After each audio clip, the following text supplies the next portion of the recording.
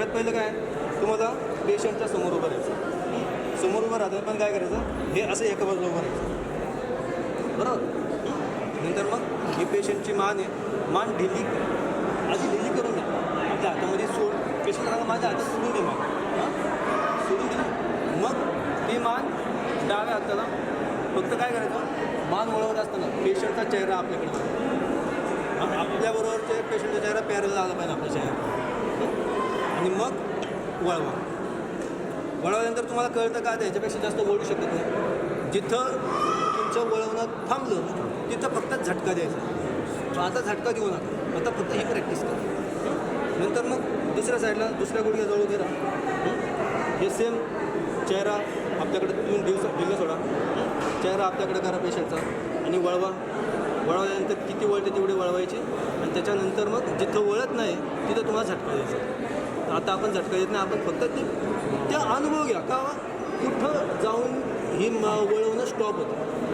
जिथं तुमचं वळवणं स्टॉप व्हायचं तर तुमच्या ताकदीने समोरच्याची मान वळवणं थांबतं आहे तिथून थोडं आपल्याला झटका द्यायचं काम करायचं असतं. पेशंटच्या साईडला उभे राहिल्यानंतर पेशंटची मान वळवून घ्या आपल्याकडे बघायला सांगा पेशंटला आणि मग झटका.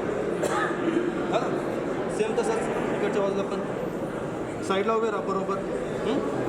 पेशंटला वळवा मान आणि झटका.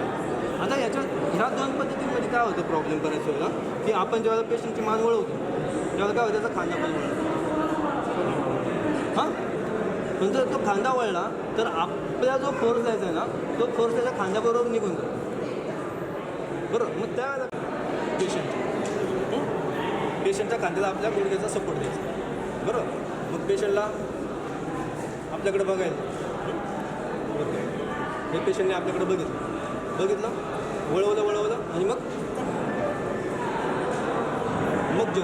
जर दिला की मान वाचते. पण तो अँगल व्यवस्थित तो अँगल न पकडता जर तुम्ही मान मोडायचा प्रयत्न केला तर मग इंजुरी होऊ शकते.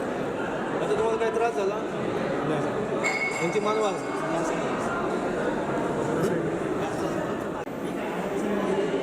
पकडले हे ते पकडले